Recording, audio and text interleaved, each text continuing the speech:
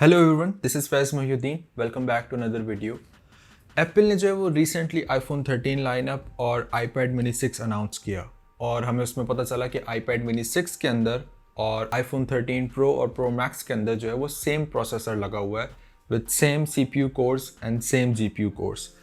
Now the question is कि दोनों की प्राइस में ऑलमोस्ट 35 to 40% का डिफरेंस है। तो अगर हम गेमिंग की बात करें, स्पेसिफिकली अगर मैं पबजी की बात करूं, तो अगर आप इन दोनों में से कोई एक डिवाइस कंसिडर कर रहे हैं सिर्फ गेमिंग के लिए, तो क्या आपको तकरीबन आधी प्राइस पे आईपैड मिनी लेना चाहिए या ऑल द वे अप आपको जाके आईफोन 13 प्रो या 13 प्रो मैक्स लेना चाहिए? I try to find out इन दोनों का डिटेल्ड कंपैरिजन करके कि दोनों डिवाइसेस में से कौन सी डिवाइस जो है वो ज़्यादा बेहतर है। तो हमें ये बात मालूम है कि दोनों डिवाइसेस में कुछ ना कुछ एडवांटेजेस हैं। जैसे कि हमें मालूम है कि आईफोन 13 प्रो और प्रो मैक्स के अंदर जो रिफ्रेश रेट है वो 120 हर्ट्ज है, लेकिन आईपैड मिनी 6 के अंदर जो है वो रिफ्रेश रेट सिर्फ और सिर्फ 60 हर्ट्ज है।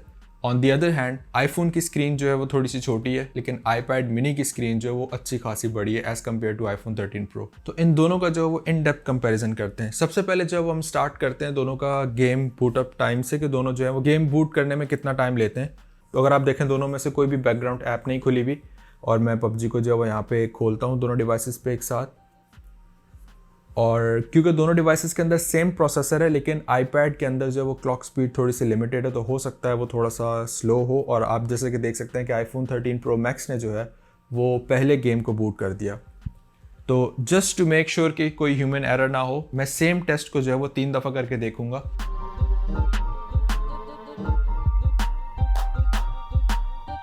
मैं दोबारा से दोनों ऐप्स क्लोज करके और दोबारा से इन दोनों को बूट करता हूँ एंड लेट्स सी कि इस दफ़ा कौन सी डिवाइस जो है वो पहले बूट करती है।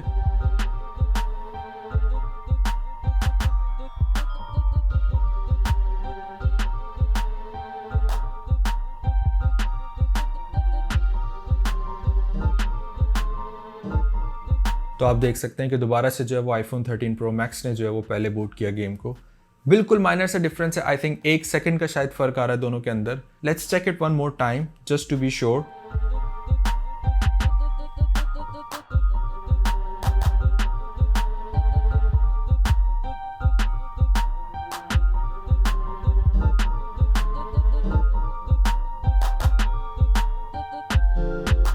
और आप देख सकते हैं कि इस दफ़ा भी जो है वो आईफोन ने सबसे पहले बूट कर दिया। यानी कि अगर हम दोनों के बूट अप या दोनों के स्टार्टअप टाइम की बात करें तो दोनों में से जो है वो आईफोन 13 प्रो मैक्स जो है वो पहले बूट कर रहा है गेम को। और इसके बाद जैसे मैंने आपको स्टार्टिंग में बताया कि आईफोन के अंदर जो है वो 120 हर्ट्ज डिस्प्ले जो है वो अब की बार है, लेकिन अभी तक स्पेसिफिकली पबजी ने जो है वो हायर रिफ्रेश रेट की सपोर्ट नहीं दी है। पबजी यूजुअली जो वो 90 हर्ट्ज सपोर्ट करता है आईपैड प्रो के ऊपर, लेकिन यहाँ पर जो है वो आईफोन अभी भी 60 हर्ट्ज के ऊपर ही चल रहा है। मीन्स के जो एक एडवांटेज आईफोन 13 के पास था हायर रिफ्रेश रेट का, अभी हम उसको पबजी में यूटिलाइज नहीं कर सकते, क्योंकि पबजी अभी भी दोनों डिवाइसेस के अंदर 60 FPS के ऊपर ही चल रहा है। और अगर मैं दोनों डिवाइसेस को UHD के ऊपर चला के देखूं तो आप देख सकते हैं कि दोनों डिवाइसेस जो हैं वो बिल्कुल स्मूथली रन करती हैं, कहीं पे भी फ्रेम ड्रॉप नहीं है। आप देख सकते हैं कि आईपैड के ऊपर मैंने इस वक्त जो है वो अल्ट्रा HD ग्राफिक्स की हुई हैं।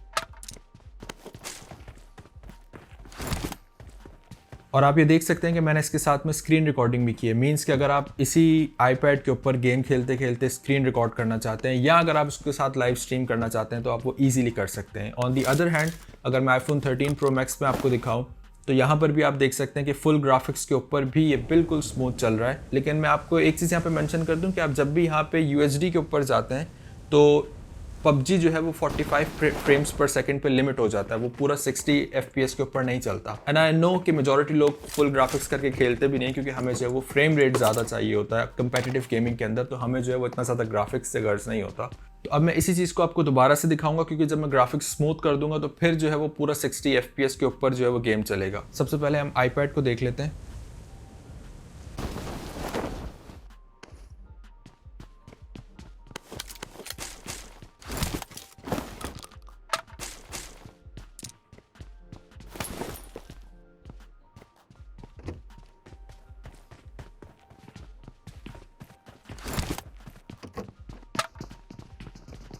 और इसी तरीके से आप देख सकते हैं कि आईफोन 13 प्रो मैक्स के ऊपर भी जब मैं ये स्मूथ करके और फुल FPS के ऊपर करके चला रहा हूँ तो वो बिल्कुल सही चल रहा है।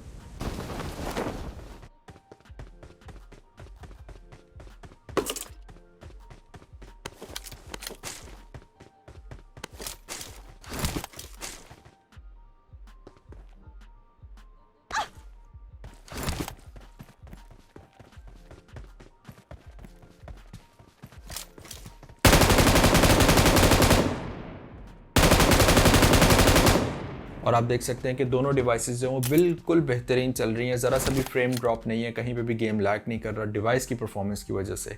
आपने साथ साथ एक चीज़ और नोटिस की होगी कि कंपेटिटिव गेमिंग के अंदर इंटरनेट की स्पीड और पिंग तो इन्वॉल्व होती है, लेकिन साथ साथ ये भी देखा गया है कि प्रोसेसर की इन्वॉल्वमेंट भी बहुत ज़्यादा मैटर करती है। समटाइम्स ऐसा होता है कि किसी डिवाइस का प्रोसेसर बहुत अच्छा होता है तो वो फ़ौरन से प्रोसेस कर देता है, उसके अंदर गेम के अंदर जो है वो डिले नहीं आता, जिससे जो है वो डिवाइस को प्रोसेसिंग स्पीड की वजह से भी एडवांटेज मिलता है। हमने अक्सर देखा कि TDM में जब दो एंड्रॉइड वर्सेस आईफोन आ जाता है तो मेजॉरिटी ऑफ द टाइम जो है वो आईफोन को एडवांटेज मिल जाता है उसके प्रोसेसिंग पावर की वजह से। यहाँ पे दोनों चिप आईफोन की अपनी है, दोनों में A15 बायोनिक लगी हुई है। तो इन दोनों डिवाइसेस में से क्या किसी डिवाइस को एडवांटेज मिलता है, इसको चेक करने के लिए सबसे बेहतरीन तरीका है कि हम इसको TDM में टेस्ट कर लें। तो आप देख सकते हैं कि दोनों डिवाइसेस के ऊपर मैंने जो है वो TDM मैच लगा दिया और इसके ऊपर मैंने हेलमेट वेस्ट सब कुछ हटा दिया, सारी ग्रिप वगैरह गन में से दोनों हटा दी और आप देख सकते हैं कि फर्स्ट किल जो है वो iPad को मिल गया। अब मैंने अपनी तरफ से पूरी कोशिश की कि मैं एम जो है वो दोनों पे एक जैसा रखूं और कोई भी ग्रिप या कोई भी चीज़ एक्स्ट्रा नहीं लगी हुई, कि हेलमेट और वेस्ट कुछ भी नहीं लगा हुआ। और आप देख सकते हैं कि अगर मैं इसको दोबारा से मैंने टेस्ट किया तो सेकेंड टाइम जो है वो आईफोन को किल मिल गया।